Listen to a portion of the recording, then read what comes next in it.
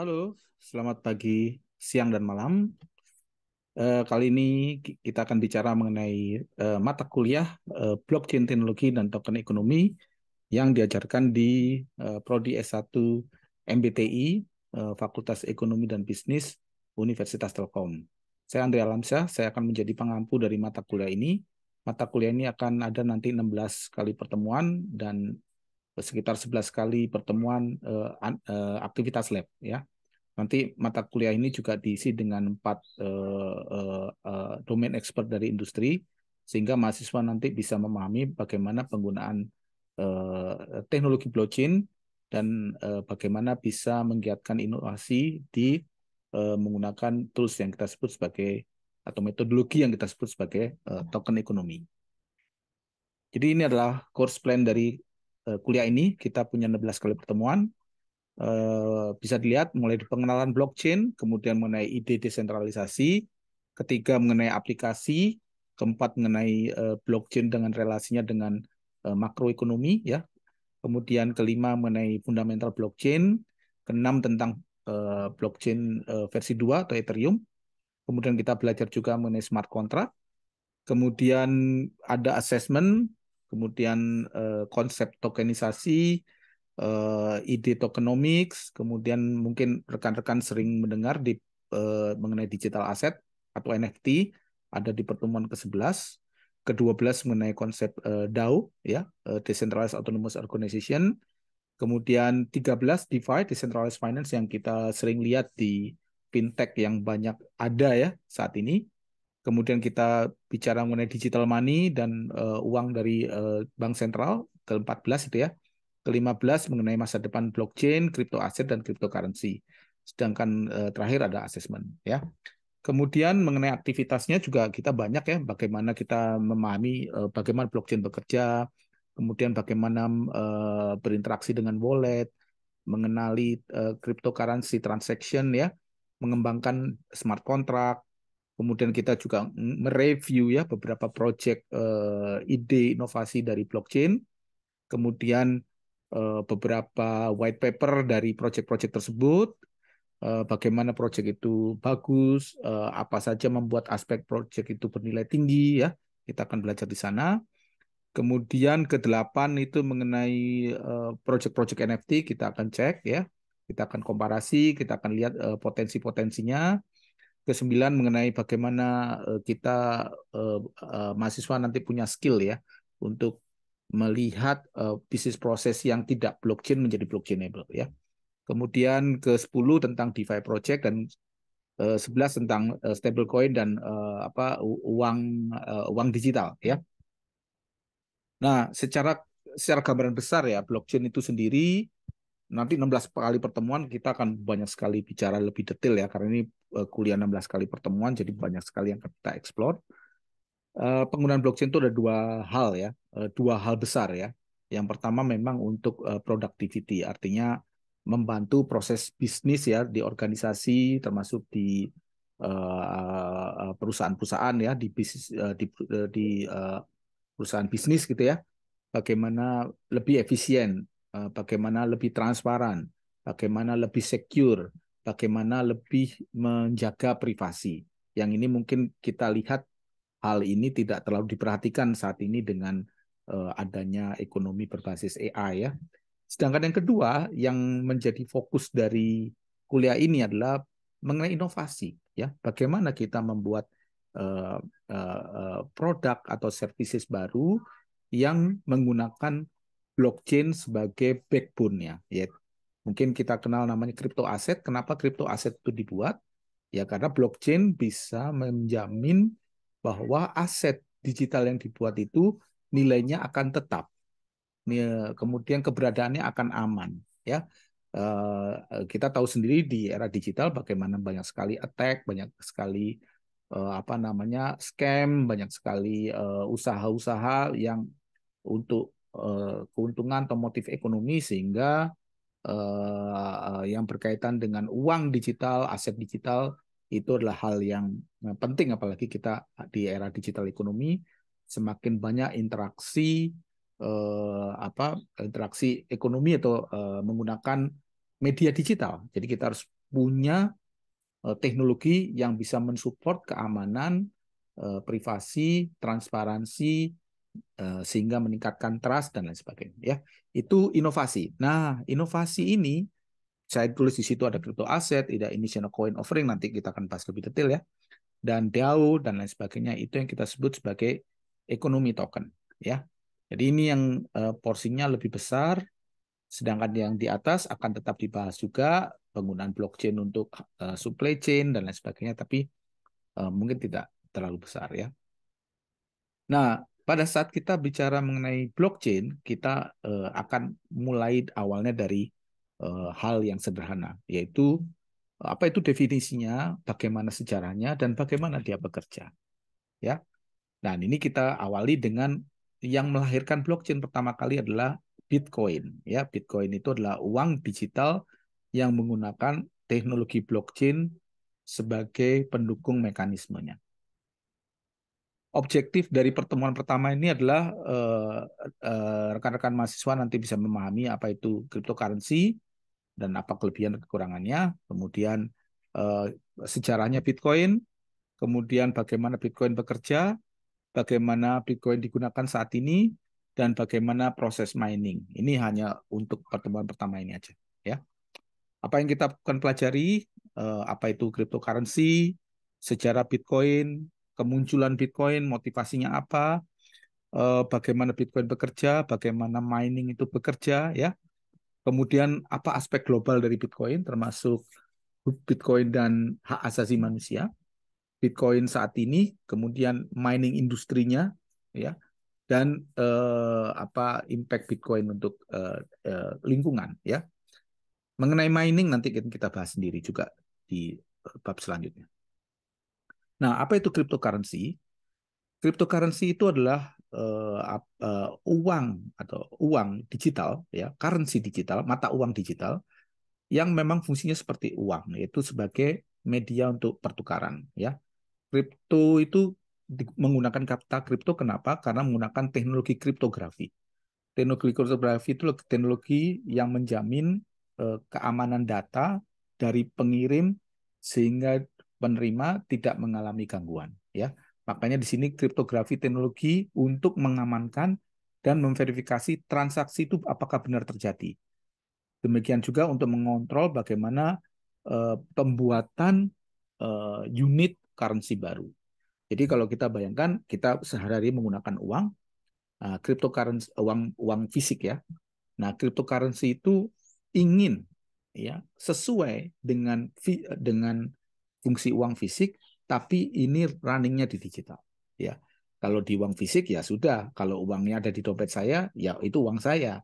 Nah, kalau di digital kan kita harus meyakinkan bahwa kalau uang itu ada di dompet saya, sama, itu adalah uang saya. Ya. Nah, kebanyakan setelah Bitcoin hadir, itu jalan di atas blockchain teknologi. Ya, apa itu disebut blockchain teknologi? Itu adalah distributed ledger. Distributed ledger itu adalah catatan uang saya ada berapa, uang teman saya ada berapa. Ya, distributed ledger itu artinya catatan-catatan tadi itu dipunyai oleh semua orang. Ya, dan dijalankan di network of komputer. Jadi dijalankan di kumpulan komputer yang besar. Jadi misalkan ada 100 komputer, komputer itu punya catatan yang sama 100-100-nya mengenai kepemilikan uang dari masing-masing orang yang ada di network. Jadi misalkan dompet saya, dompet digital ya tentunya, isinya 100.000, maka di 100 komputer yang ada di blockchain itu semuanya akan mencatat bahwa uangnya Pak Andri itu adalah 100.000. Nah, apa bedanya cryptocurrency dan fiat currency? Fiat currency itu uang yang dikeluarkan oleh bank sentral, ya. Dalam hal ini uang fisik atau uang-uang yang ada di rekening kita, ya. Seperti contohnya ini adalah uang dolar atau uang pound. Bedanya ya kalau Bitcoin dan cryptocurrency itu diterbitkan oleh community. Sedangkan uang dolar, rupiah, pound itu diterbitkan oleh pemerintah atau regulator, ya.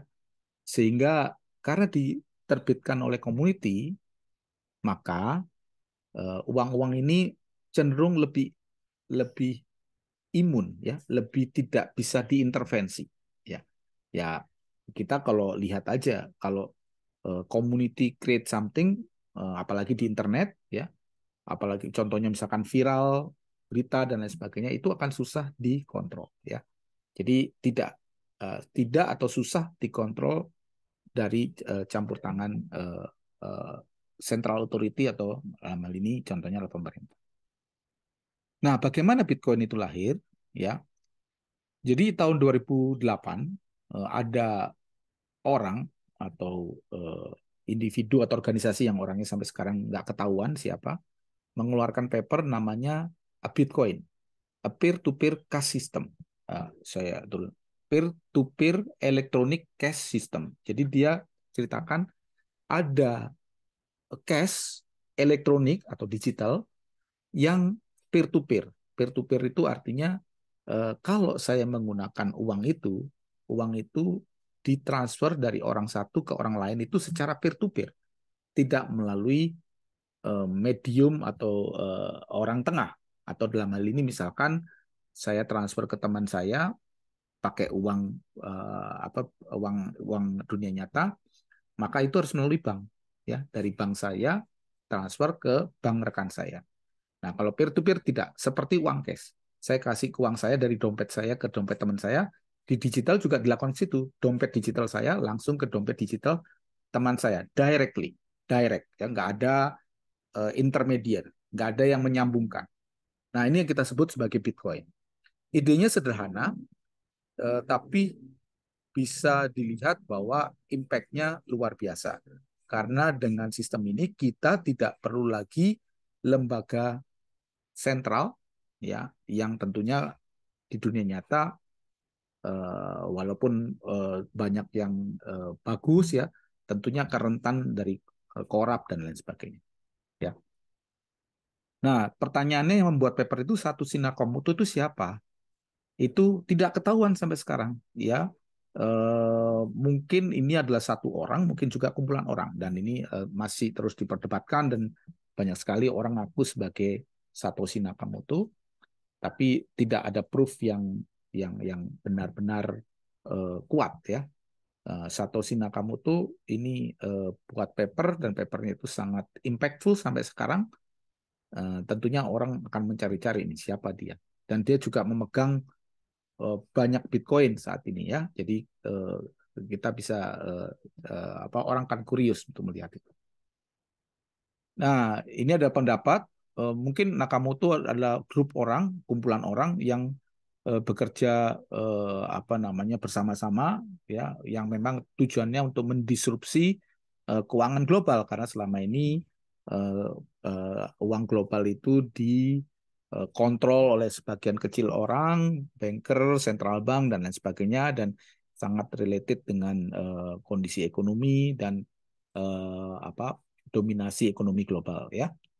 Jadi meskipun ini historinya cukup eh, cukup kontroversial, ya. Ternyata Bitcoin itu sekarang virtual currency yang paling paling besar, ya, market cap-nya paling besar, ya. Nilainya juga pernah mencapai sampai 900 juta, ya, walaupun sekarang turun lagi, ya. Ini kita lihat beberapa tahun yang lalu, saya lihat itu 784, tahun 2022 kemarin itu 574, ya, juta, ya, 574 juta untuk satu Bitcoin. Jadi sangat besar, ya. Um, Salah satu usulan dari Bitcoin tadi, peer-to-peer mekanisme itu adalah bagaimana konsep besarnya itu bagaimana kita melakukan interaksi, ya, dalam hal ini transaksi, ya, itu kita tidak perlu percaya ke central authority. Artinya kita membuat sistem yang eh, tidak membutuhkan garansi kepercayaan, ya. Jadi misalkan saya serahkan uang saya tabung di bank, artinya saya percaya bahwa bank akan menjamin, ya, keamanan uang saya, sehingga trust saya itu saya serahkan ke bank. Tapi di Bitcoin atau uang digital ini, kita nggak perlu itu. Protokol dari Bitcoin itu sendiri sudah menyediakan trust. Nanti akan saya jelaskan lebih detail. Ya. Jadi aspek unik dari Bitcoin itu dan cryptocurrency yang lain itu adalah sistem yang tidak meminta identitas kita sehingga kita dipercaya. Jadi siapapun tanpa identity pun sistemnya sendiri sudah secure dari hal-hal yang bisa merusak kepercayaan. Ya, jadi kita sebut trustless system atau system without trust mean that user involved do not need to know. Nah, jadi saya transaksi ke orang, tentunya kita tahu digital itu kita tidak bisa ketemu orang face to face ya.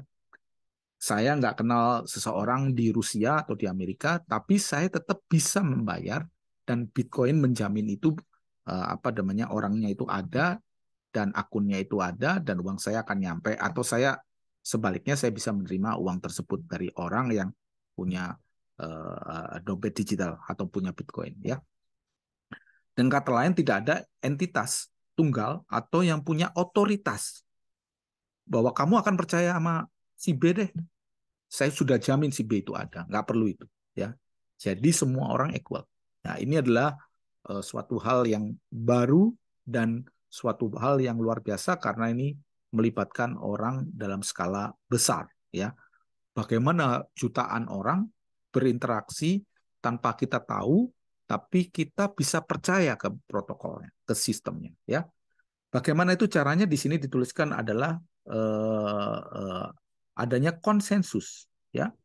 Konsensus itu bisa dicapai eh, partisipan tanpa tahu atau percaya ya, kecuali memang protokol itu sendiri ya, itu yang terjadi. Nah, bagaimana dengan komparasi dengan kondisi saat ini,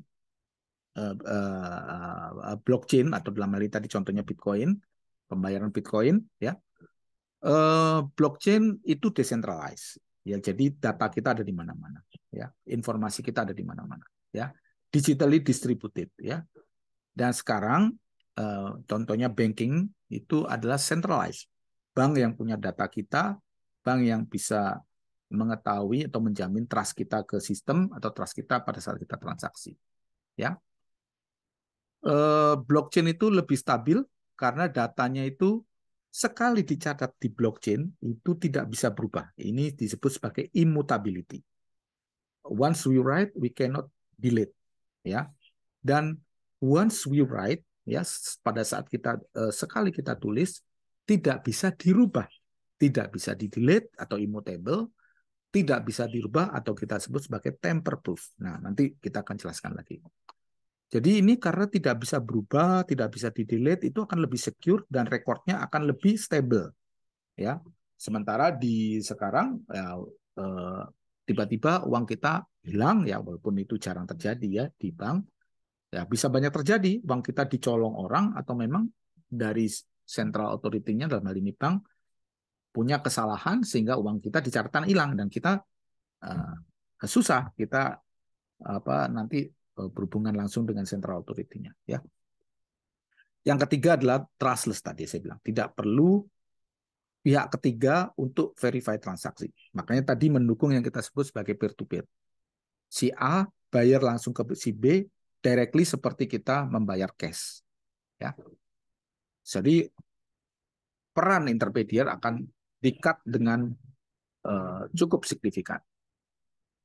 Nah, bagaimana adopsi dari cryptocurrency atau digital money ini? Negara-negara seperti Indonesia, Brasil, Uni Arab, ya, Emirat, ya, Singapura itu termasuk level tertinggi saat ini adopsinya. Kenapa? Banyak versi. Karena lebih stabil, tidak ada apa? Tidak ada interupsi, ya, dalam menangani uang ya, karena ini adalah konsensus dari orang seluruh dunia, tidak konsensus dari otoriti, tidak ada campur tangan otoriti, maka uang yang dipunyai itu lebih stabil. Sementara negara-negara contohnya Venezuela, meskipun bank sentralnya berusaha keras supaya uangnya tidak turun, tetap aja turun ya. Argentina, Turki juga itu. Nah, karena mereka nyimpen uangnya dalam mata uang sendiri itu tidak apa tidak bisa meretain value, tidak bisa menjaga nilainya, maka mereka akan mengadopsi kripto karena nilainya kripto lebih stabil. Ini apa uh, wajar lah manusia pengen uangnya tidak berkurang nilainya sehingga mereka mengadopsi kripto atau bahkan bukan hanya tidak mau turun, mereka juga mau uangnya itu nilainya akan terus naik seiring berjalannya waktu. Nah, cryptocurrency rata-rata nilainya akan naik ya. Nanti kita bahas juga. Ini adalah contohnya cryptocurrency adopter ownership. Nah, Indonesia dan Brasil tertinggi. 41% anak muda mengadopsi cryptocurrency. Dibandingkan negara-negara lain yang contohnya negara-negara di Eropa dan Amerika yang mata uangnya sudah cukup stabil. Misalkan pegang dolar ya sudah. Dolar itu rata-rata menguat terus, jadi mereka akan merasa ngapain saya harus merubah simpanan saya dalam bentuk kripto karena dolar pun nilainya juga stabil. Nah, rata-rata reasoningnya seperti itu. Ya. Nah, bagaimana dengan kelahiran Bitcoin ini sedikit sejarahnya ya. Jadi sejak Nakamoto melahirkan white paper tersebut ya, ini tanggal 31 Oktober ya, paper tadi yang saya tunjukkan. 4 Januari domainnya diregister, 3 Januari 2009 Satoshi Nakamoto melakukan mining. Mining itu me, apa namanya? Menerbitkan atau memverifikasi transaksi dengan 50 Bitcoin yang awal ya. Dia menambang ya. Ya pertama. Kemudian beberapa adopter awal, beberapa tokoh, Halvine ya, dia eh, apa namanya mendownload ya aplikasi waktu itu mungkin masih dianggap kayak main-main for fun gitu ya. Dia mendapatkan 10 Bitcoin ya dari Nakamoto dan melakukan transaksi pertama kali ya antar antar antar orang ya antara Nakamoto dan Halvini tanggal 12 Januari 2009 ya. Blok 170 ya kalau si Nakamoto itu main-main dulu tadi ya. Blok Genesis atau blok 0 sampai blok 169 dia main-main dulu ya. Beberapa early adopter yang lain ada beberapa tokoh ya, ada Wei ya, Nick Szabo ya. Dia membuat Bimani itu sebelum Bitcoin dan dia membuat Bitgold itu sebelum Bitcoin ya. Kemudian cerita-cerita awal nih ya, dulu tahun 2010 ya, setahun setelah tadi Alvini melakukan transaksi pertama kali 10.000 Bitcoin ya, mungkin sekarang nilainya 5 triliun ya rupiah April 2022 ya untuk beli 2 pizza ya, dulu nilainya sangat kecil ya. Nah, sekarang 10.000 satu Bitcoin aja tadi saya bilang udah ratusan juta, apalagi 10.000 Bitcoin ya. Juni 2011 WikiLeaks ya, WikiLeaks itu lembaga yang apa namanya, yang membocorkan rahasia Amerika waktu ya, Julian Assange ya, dia menerima donasi berupa Bitcoin ya. Uh, apa namanya, BitPay juga melakukan accepting Bitcoin, jadi adopsinya di awal-awal itu agak lumayan slow ya. Kemudian WordPress juga accepting Bitcoin ya. Coinbase itu adalah exchange ya. Exchange itu adalah suatu entitas bisnis yang apa namanya seperti money changer ya, exchange satu mata uang ke mata uang lain. Dalam hal ini mata uang dunia nyata ke cryptocurrency ya. Dia menerima Bitcoin pertama kali ya 2013. Nah, ini exchange yang pertama-tama ya tahun 2008 ada platform-platform yang mentransfer atau merubah uang misalkan dolar ke Bitcoin ya. 2014 ada skandal pertama MT Gox, yaitu exchange cryptocurrency waktu itu pertama kali diserang dan Bitcoinnya dicolong ya. Jadi kalau exchange itu kan fungsinya adalah saya punya uang misalkan $100 saya kasih ke exchange, kemudian ditukar menjadi misalkan let's say 100 Bitcoin, let's say. Nah, biasanya 100 Bitcoin kan bentuknya digital. Bisa saya simpan sendiri, bisa juga disimpan di exchange tersebut. Saya punya akun lah ya. Jadi exchange itu memanage uang kripto kita. Nah, yang diserang adalah akunnya exchange tersebut ya, sehingga uang-uang nasabah dibawa lari. Jadi kesalahan itu bukan di sistemnya, tapi kesalahannya itu ada di orangnya ya. Jadi kalau secara blockchain sendiri sistemnya cukup handal, tapi kalau dipegang orang, nah orang itu sering menjadi korban misalkan scam dan attack-attack yang lain ya, phishing dan lain sebagainya, sehingga passwordnya bisa diambil dan hilang lah isinya.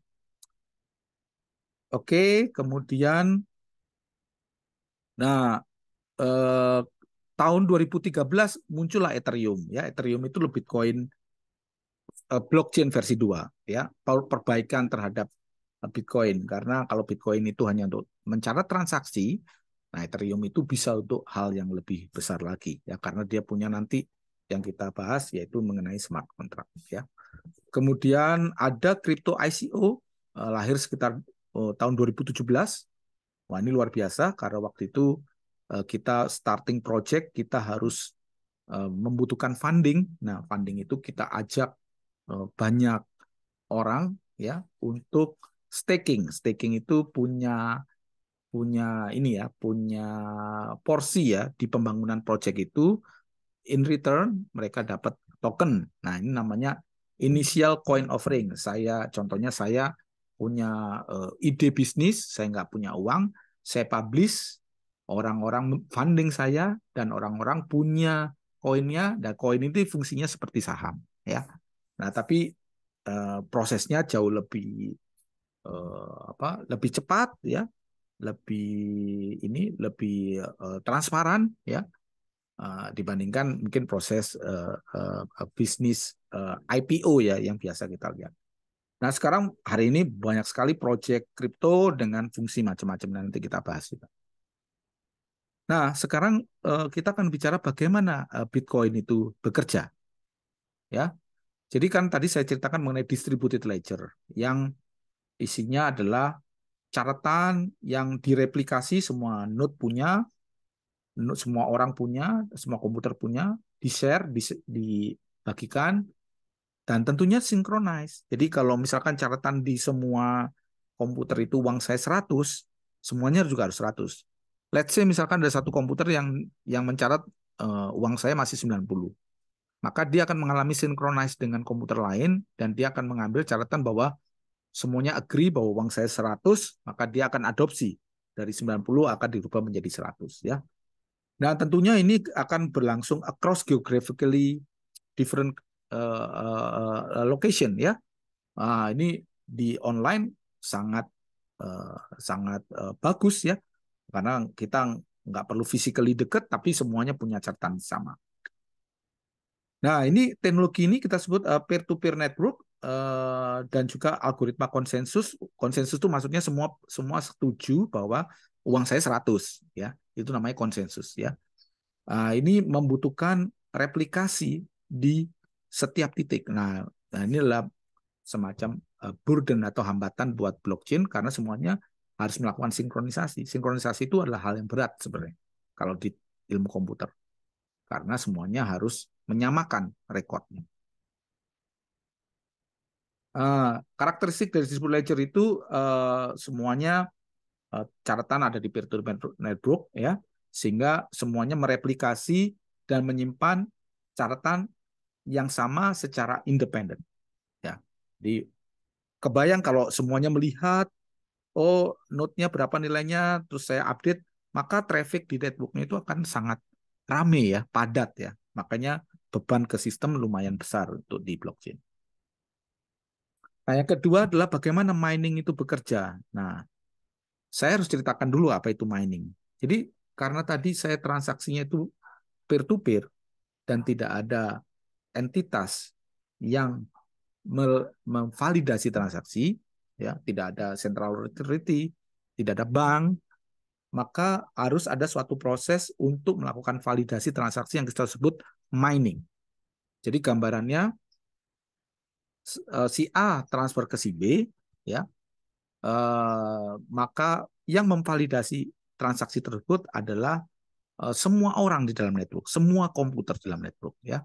Mereka semuanya boleh melakukan validasi. Mereka berlomba-lomba bahkan, ya, untuk memecahkan semacam puzzle, ya, puzzle matematik yang rumit, ya.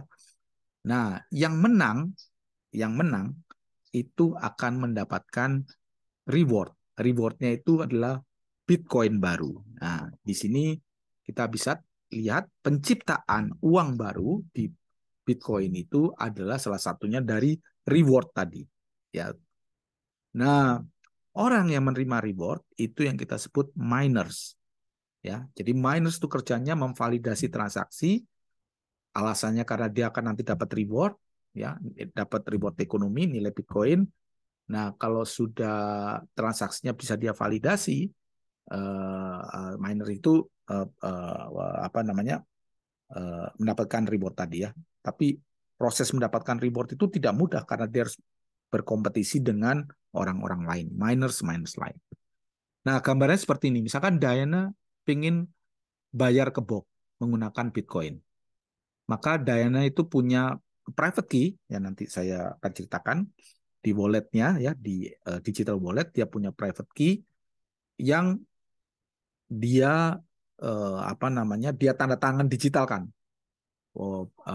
Apa jumlah Bitcoin apa ditagihkan ke Bob, ya. Jadi misalkan Diana mau eh, eh, apa namanya membeli produk di Bob, ya, kemudian dari Bob kemudian dapat Bitcoin, maka dia akan nulis addressnya Bob, ya. Kemudian request dari Diana tadi dimasukkan ke blok, ya, dibundle dengan transaksi-transaksi yang lain, ya. Blok itu kemudian di broadcast sehingga miners itu melihat. Nah, kemudian miners itu memvalidasi transaksi Diana tadi, kita sebut proses itu adalah mining, ya. Kemudian setelah divalidasi oleh miner, ya, maka miner itu mendapatkan reward dan akhirnya catatan itu akan difikskan, sudah jadi, ya. Nah, kalau catatan itu sudah jadi, maka uang dari Diana tadi pindah ke Bob. Uang dari Diana itu berkurang, uang dari Bob bertambah, maka catatan ini di-broadcast ke seluruh network dan dilakukan sinkronisasi ke seluruh network, terjadi transaksi dari Diana ke Bob dan uangnya Diana berkurang dan uangnya Bob bertambah. Nah, itu yang terjadi di Bitcoin, ya. Nah, di dalam Bitcoin sendiri seperti kita bicarakan tadi, kita ngomong mengenai apa namanya kripto. Nah, ada dua hal yang penting yang kita harus pelajari di dalam Bitcoin yang kita sebut dua proses untuk menjaga sekuritas, security, keamanan dari proses tersebut. Kita sebut hashing. Hashing itu adalah merubah suatu informasi menjadi informasi lain tapi satu arah, ya. Jadi di dalam Bitcoin semua transaksi, ya, itu jumlahnya dan public key-nya itu dirubah menjadi hashtag. Tapi setelah dirubah dia nggak bisa dibalikin lagi. Nah, ini kita sebut sebagai hashing, ya. Hashing itu pegang peranan penting untuk mencocokkan bahwa transaksi valid apa tidak. Nanti hash-nya itu dikomparasi. Tapi begitu kita komparasi, kita nggak tahu nilai aslinya berapa dan dari siapa. Jadi di sisi lain ini adalah transparan karena ada transaksi. Di sisi lain kita nggak tahu itu dari siapa. Kita nggak tahu orang, ya. Sisi lain itu terbuka, sisi lain itu menjaga privasi. Sementara enkripsi itu beda lagi, ya.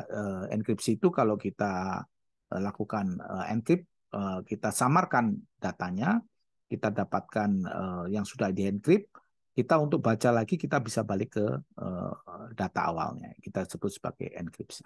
Nah, ini dua hal yang menjadi mekanisme utama dari Bitcoin. Nah, sekarang apa keuntungan dan pros and cons dari cryptocurrency?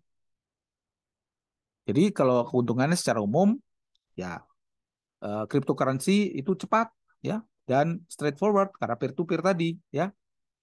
Bitcoin contohnya ditransfer dari satu digital wallet ke yang lain tanpa bantuan validator otoritas, langsung saja menggunakan smartphone atau komputer, ya.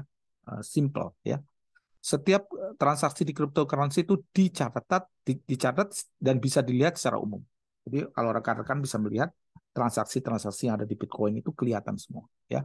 Yang kita sebut sebagai blockchain, ya. Ini teknologi yang terus menjaga eksistensi dari catatan. Jadi transaksi Bitcoin dari awal sampai sekarang itu ada, ya. Jadi misalkan kita tahu uang saya itu dari siapa saja itu bisa ditrace balik, ya, sampai catatan-catatan awalnya, ya. Kerugiannya tentunya apa? Karena nggak ada orang yang akan menjaga identitas kita. Begitu kita hilang dompet kita, maka ya sudah hilang. Kita hilang duit kita. Kita nggak bisa nanya-nanya lagi. Jadi ini suatu hal yang perlu dipahami oleh orang, ya. Saat ini kalau orang akunnya hilang, PIN-nya lupa, kita bisa nanya bank. Kalau di cryptocurrency nggak. Begitu hilang wallet, ya kita hilang bank kita, ya. Dan yang kedua, contoh Bitcoin itu volatile. Kadang-kadang naik luar biasa, ya. Kadang-kadang turun. Dan ini mungkin nggak ideal untuk transaksi sehari-hari. Misalkan saya punya uang hari ini bisa beli nasi rawon gitu, ya. Besok saya dapat nasi rawon 2. Besoknya lagi uang saya nggak bisa buat beli nasi rawon karena nilainya turun. Nah, itu nggak praktis untuk sehari-hari. Nah, ini cryptocurrency biasanya, terutama Bitcoin, itu digunakan untuk simpan nilai aja, tapi tidak digunakan untuk transaksi. Nah, nanti untuk transaksi kita akan kenal cryptocurrency yang lain lagi, ya. Dan yang paling penting nggak ada regulasinya. Ya, ini yang membuat seperti hutan rimba, ya, nilainya bisa fluktuatif, volatile, ya. Um, Advantage yang lain, menghilangkan intermedier, sudah kita ceritakan tadi. Dan yang saat ini adopsinya luar biasa, ya, seperti yang tadi kita ceritanya, ya, banyak orang prefer nyimpen uangnya di Bitcoin. Dan big company banyak invest, bahkan negara seperti Venezuela, dia invest value-nya ke cryptocurrency, ya. Nah, kekurangannya adalah cryptocurrency itu nilainya tinggi kalau adoptornya banyak. Misalkan karena suatu dan lain hal pindah, tiba-tiba mereka nggak pakai Bitcoin tapi pakai yang lain. Nah, bisa itu suddenly nilai Bitcoin-nya langsung turun. Dan ini sangat bahaya juga untuk penyimpanan value, ya. Dan cryptocurrency, terutama yang exchange. Nah, exchange itu tadi saya ceritakan itu vulnerable ke cyber attack, ya. Jadi salah satu solusinya, ya, kalau kita punya uang cryptocurrency, ya, kripto, ya, sebaiknya kita simpan sendiri, ya. Kalau di exchange kita simpan di bank, banknya di attack, ya hilanglah uang kita. Nah, kalau kita simpan sendiri, nah itu akan jauh lebih aman biasanya, ya. Passwordnya hanya kita yang tahu, ya.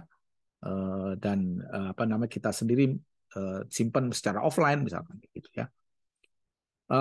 Cryptocurrency juga vulnerable to scam. Scammer itu biasa menggunakan platform like Facebook dan sosial media lain-lain untuk menipu orang dengan investment yang dia bilang ada crypto project yang bagus. Setelah kita invest, orangnya kabur. Nah, ya itu, ya. Nah, di kuliah ini kita akan bicara banyak mengenai hal-hal itu nanti di bagian akhir. Bagaimana perspektif dari pemerintah? Jadi saat ini hanya melihat, ya, hanya melihat tapi nggak bisa melakukan intervensi, walaupun itu adopsi orang ke cryptocurrency Bitcoin itu juga sangat mengancam sistem finansial yang ada sekarang. Karena government, bank sentral, nggak punya gambaran secara menyeluruh bagaimana ekonomi itu berjalan ya. Kalau masyarakat menggunakan uang fiat, mereka akan bisa tahu mengontrol ya. Tapi di digital space ini itu susah dikontrol ya. Nah, ini beberapa hal yang perlu dibahas. Tidak bisa diregulasi, dapat digunakan oleh kriminal ya karena tadi tidak ada identitas yang diminta pada saat kita adopsi cryptocurrency. Nggak tahu kamu namanya siapa dan lain sebagainya. Kemudian eh, yang terakhir eh, capital control tadi. Eh, Begitu masyarakat banyak mengadopsi uang-uang kripto, maka penggunaan uang fiat akan menurun dan kontrol regulator atau pemerintah akan berkurang. Dan ini juga regulator atau pemerintah tidak akan bisa melihat gambaran penuh terhadap kondisi ekonomi.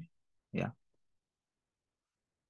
Nah, yang selanjutnya adalah bagaimana apa sih hubungannya Bitcoin dan human right? Nah, seperti kita ketahui eh, di dunia banyak birokrasi. Ya, saya memberikan bantuan melalui lembaga resmi dan itu akan melalui proses yang panjang sampai mencapai orang yang kita eh, ingin bantu. Ya, dan ini banyak terjadi dan banyak juga pengalaman bagaimana korupsi, bagaimana nyampe-nya lama, dan bagaimana birokrasi yang berlapis-lapis membuat orang yang sebenarnya butuh tidak mendapatkan bantuan ya. Nah, ini kita lihat di beberapa apa namanya negara-negara terutama yang uang negaranya mata uang negaranya tidak stabil, misalkan contohnya dikirimnya Afghanistan, uangnya waktu itu sangat tidak bernilai ya. Mereka tidak percaya dengan central bank, makanya mereka menggunakan Bitcoin selain juga USD ya. Yang kanan misalkan Venezuela resesi luar biasa, nilai uangnya tidak bernilai ya, mengalami inflasi, mereka menggunakan itu ya. Di saat ini juga ya bagaimana apa namanya perang Rusia Ukraina banyak sekali menggunakan Bitcoin ya sebagai contohnya di Rusia karena di apa namanya di blok ya di ban ya. Eh, jadi anak-anak muda menerima Bitcoin terhadap karya-karya mereka ya misalkan YouTuber dan lain sebagainya ya. Nah, nah ini di El Salvador sebagai legal payment ya. Nah, ini Rusia dan Ukraina saya ceritakan tadi ya. Jadi eh, karena ada entitas yang korup, maka eh, masyarakat perlu uang yang society di dunia perlu uang yang lebih apa bisa diterima dan nilainya tetap ya. Ini manusiawi sekali ya. Dan Palestina juga menggunakan Bitcoin ya untuk membantu mereka berjuang ya di melawan Israel ya selama ini. Nah, bagaimana dengan Bitcoin saat ini? Nah, ini ada cerita mengenai Bitcoin itu punya problem, punya dilema, tapi bukan dilema. Kalau dilema kan dua ya. Dia punya trilema. Trilema itu adalah sorry. Trilema itu adalah suatu hal yang kalau dilema ya, saya pilih satunya saya dilema milih milih milih barang A atau barang B ya. Kalau saya milih barang A, barang B nggak dapat. Kalau trilema tiga, artinya sangat susah kita dapat tiga-tiganya. Kalau dilema kita susah dapat dua-duanya. Ya. Jadi tiga hal itu tadi susah itu didapat di blockchain adalah tiga hal: desentralisasi, security, dan scalability. Ya. Jadi trilema sangat susah untuk mencapai tiga properti dari blockchain ini secara bersamaan. Nggak bisa dapat tiga-tiganya. Ya. Yang bisa itu cuma dua ya. Seperti kita ceritakan tadi. desentralisasi.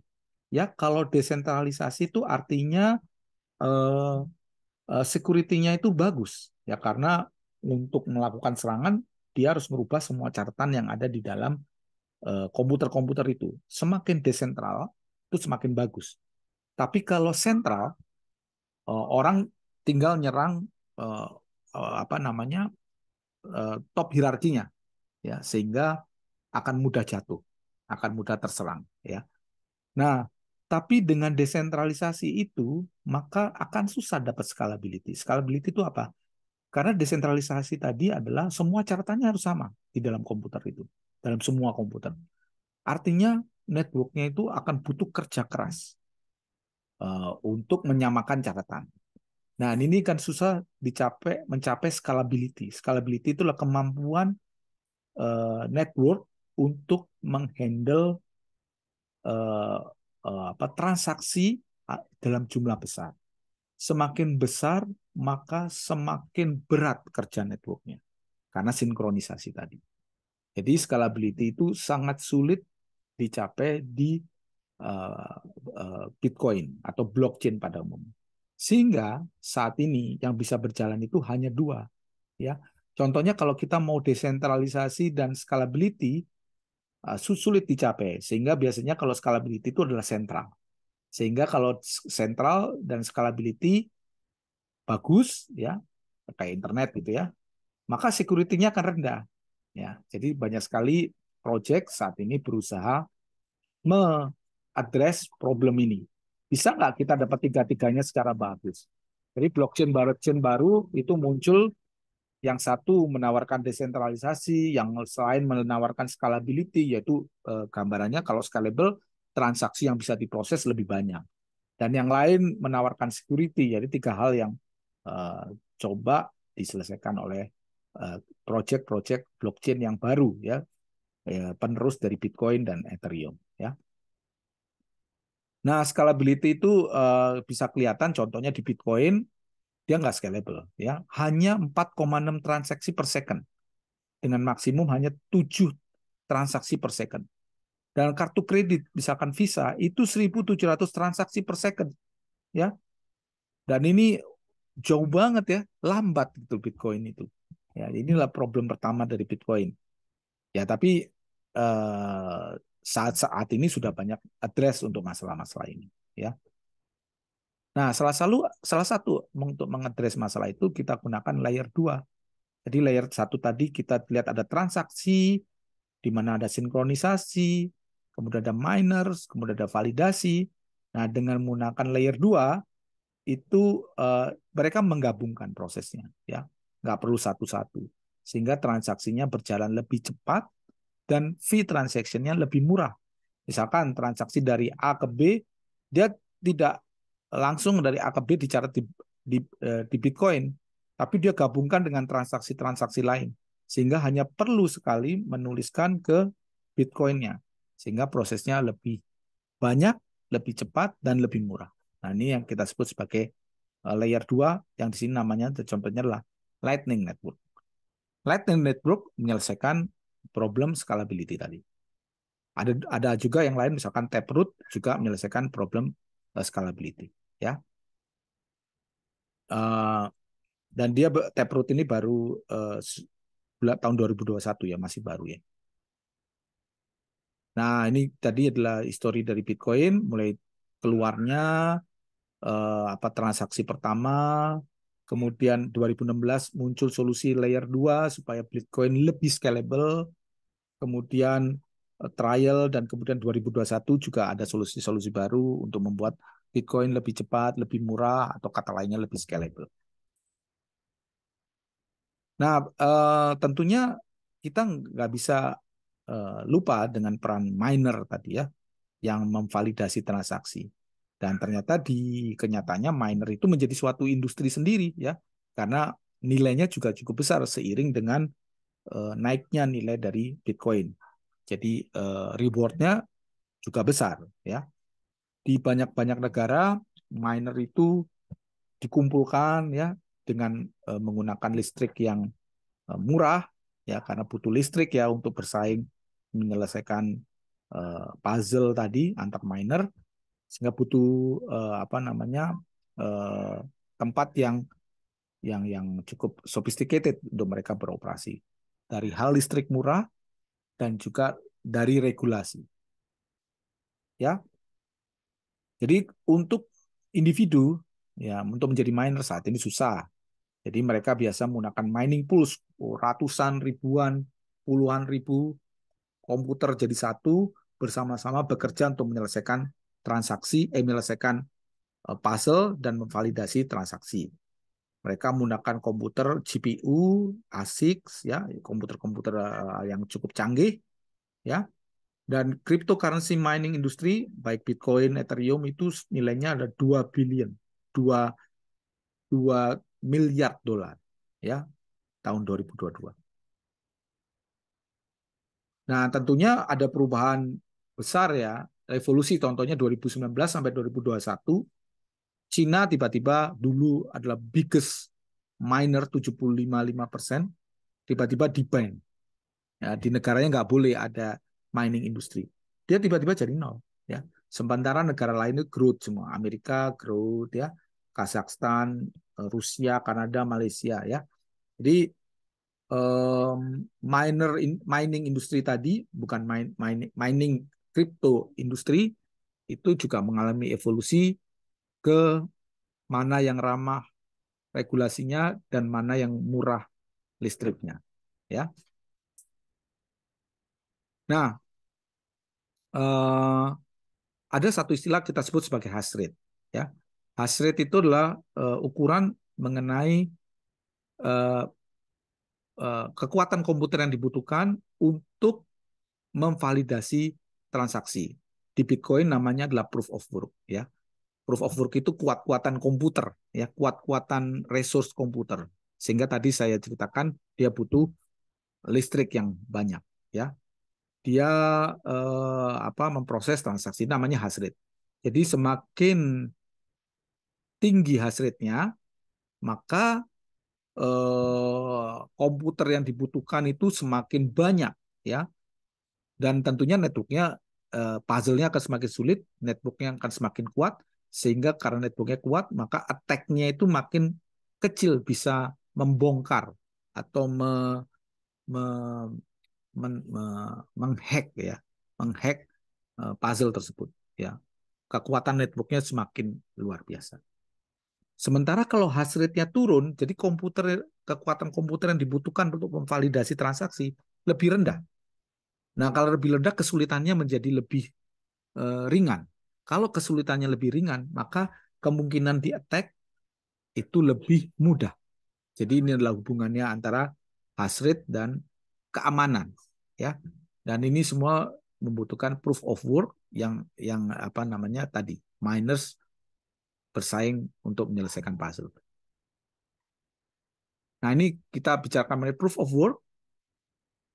Intinya adalah suatu metodologi untuk menambahkan satu blok transaksi di cryptocurrency, ya, di blockchain atau di Bitcoin untuk mencapai konsensus tadi. Semua catatannya sama, ya. Kerjaan ini biasanya mengenerate suatu hash. Tadi ingat ya hash, ya, one time proses untuk membuat merubah isi dari konten dari transaksi atau uangnya maupun alamatnya, ya. Yang bisa menemukan hash-nya, maka dia memenangkan lomba, ya, memenangkan kompetisi, ya. Dia menerima reward. Nah, ini prosesnya kita sebut sebagai POW, proof of work. Nah, proof of work sendiri itulah mekanisme konsensus di Bitcoin. Ya, ini. Jadi Bitcoin itu pakai proof of work. Kalau sudah selesai memvalidasi, dan dia sudah menunjukkan, oh, saya melakukan proof of work. Saya sudah menghabiskan computational power saya untuk menyelesaikan memvalidasi transaksi itu, ya. Jadi di Bitcoin sendiri secara detail dia akan menambahkan blok tiap 10 menit, ya. Jadi setiap 10 menit dia akan adjust difficulty dari proses mining, ya. bergantung seberapa cepat miner tersebut menambahkan blok. Ya, jika proses mining itu terlalu cepat, maka hash calculation become difficult. Jadi dia kalkulasi hashnya itu dibuat susah sehingga nanti prosesnya kira-kira 10 menitan. Ya, jika terlalu lambat, maka miningnya dibuat mudah. Ya, puzzle-nya dibuat mudah. Ya. Nah, tentunya POW tadi membutuhkan komputer yang luar biasa ya. Makanya tadi menjadi crypto mining industri ya. Nah, itu membutuhkan listrik yang banyak sehingga muncul mekanisme baru yang kita sebut sebagai proof of stake. Ini konsensus yang baru dan fungsinya sama dengan proof of work, tapi dia tidak perlu menghabiskan energi untuk memvalidasi transaksi ya.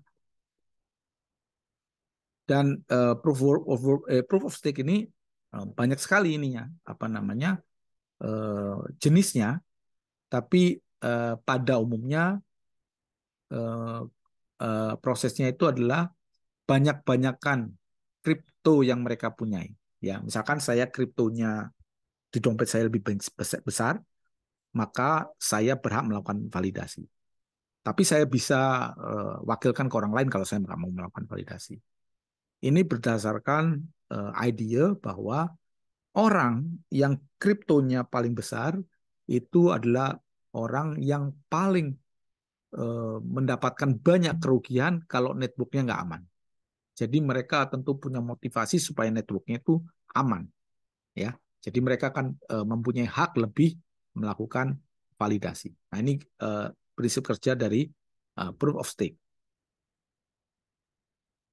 Nah ini, those who stake the most money have the highest chance to serve the blockchain validator. Nah itulah intinya ya.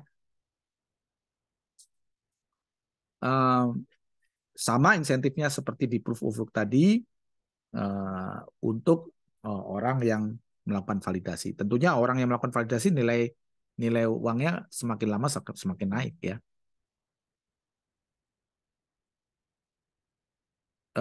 Sama dia dapatkan insentif ya berdasarkan sesuai dengan stake amount yang dia punyai. Nah ini bedanya POW dan POS, proof of work dan lawan proof of stake. Jadi kalau di proof of work tadi must compete ya, solve difficult puzzle dengan menggunakan modalnya adalah computation power ya. Kalau di proof of stake tidak ada kompetisi. Mereka dipilih berdasarkan algoritma dari stakingnya. Stakingnya dia punya uang berapa ya.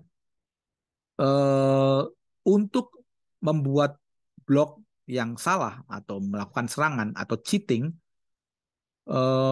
dia harus menguasai 51% dari network sehingga dia merubah version of truth dari yang benar. Misalkan saya ngotot bahwa uang saya itu adalah 1 juta, padahal sebenarnya uang saya 500.000, ya. Maka saya harus menguasai 51% dari node, semuanya saya serang menjadi 1 juta, sehingga dia bisa bilang ke sisanya bahwa uangnya itu benar 1 juta. Nah, kenyataannya itu susah tentunya dengan jutaan node yang ada, tapi hanya bisa terjadi 51%. Efeknya apa? Kalau networknya kecil ya ini mudah dicapai. Tapi kalau Bitcoin yang networknya udah jutaan orang, ya ini susah sekali. Ya. Kemudian kalau di proof of stake, di proof of stake ada berarti kita harus punya 51% dari cryptocurrency. Nah, ini bisa dicapai gini. Dan ini juga termasuk susah juga. Ya. Jadi kalau di proof of work yang paling bisa menyelesaikan puzzle itu dapat insentif. Kalau di proof of stake yang apa uh, uh, dia nggak ada insentif ya, tapi dia punya transaction fee ya.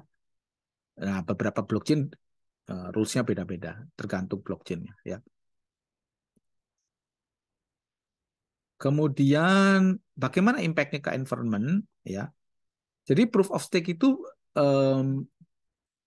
baru-baru aja. Jadi selama dari 2008 sampai sekarang itu majority terutama Bitcoin itu menggunakan proof of work. Nah, kita bisa bayangkan berapa banyak listrik yang dia konsumsi.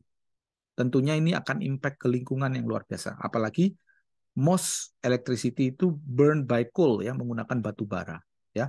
Makanya ini adalah kritik utama dari penggunaan blockchain Bitcoin, ya. Nah, ini contohnya perbandingan listrik yang dihabiskan, ya.